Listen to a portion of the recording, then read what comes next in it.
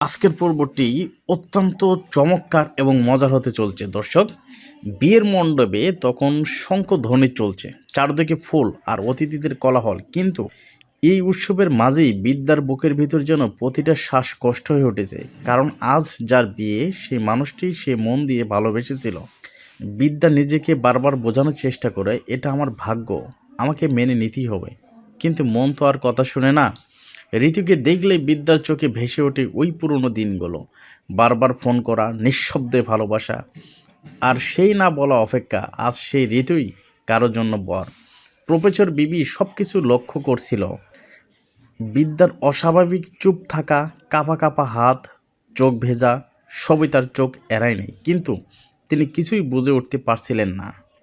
অন্যদিকে রাজদেব চ্যাটার্জি বারবার প্রশ্ন করছিল, তোরসা কোথায়, এখনও কেন আসেনি? ক্যাপসুবাবু অস্থিতে পড়ে যান। এটা এরপর মিথ্যা বলতে হয় তাকে, কারণ সত্যিটা সামনে এলে আজকের বিয়ে ভেঙে যেতে পারে। ঠিক তখনই বিদ্যা হঠাৎ করে বলে ওঠে, আজ আর কোনো ভুল হয়নি, আমি চাই না, যা হওয়ার আজই হবে। তার গলায় ছিল অদ্ভুত এক দৃঢ়তা।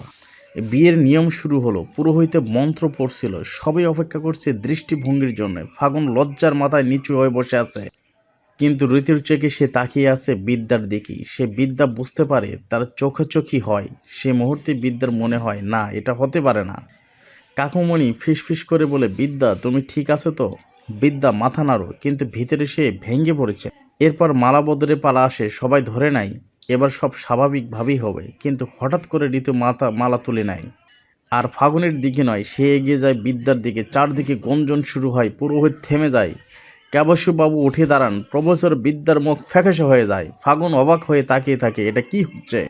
ঠিক তখনই রীতি বলে ওঠে, আজ আমি যাকে বিয়ে করতে চাই সে ফাগুন নয়। পুরো মণ্ডপে নেমে এসেছে নিস্তব্ধতা। রীত এইটা নিয়ে বিদ্যার সামনে দাঁড়ায়, তারপর ধীরে ধীরে বলে, বিদ্যা তুমি আমার জীবন, তুমি কখনোই ভালোবাসেনি। আজ সত্যিটা সামনে আনলে আমি সারা জীবন নিজেকে ক্ষমতা করতে পারতাম না। বিদ্যার চোখ অনবরত জল পড়তে থাকে, কাঁপা কাঁপা গলায় বলে, আজ এই বাড়ির সম্মান, ফাগুনের জীবন সব কিছু নষ্ট হয়ে যাবে। দৃঢ় কণ্ঠে উত্তর বলে, ভালোবাসা যদি অপরাধ হয় তাহলে আমি সেই অপরাধ করতেই রাজি। এরপর সে সিঁদুর তুলে, এক মুহূর্তের জন্য সময় থাকে না যার। সবাই চিৎকার করে ওঠে, থামো, এটা হতে পারে না, এই বিয়ে ফাগুনের। কিন্তু সে কোনো কথা শোনে না ঋতু। সে ধীরে ধীরে বিদ্যার কপালে সিঁদুর পরিয়ে দেয়।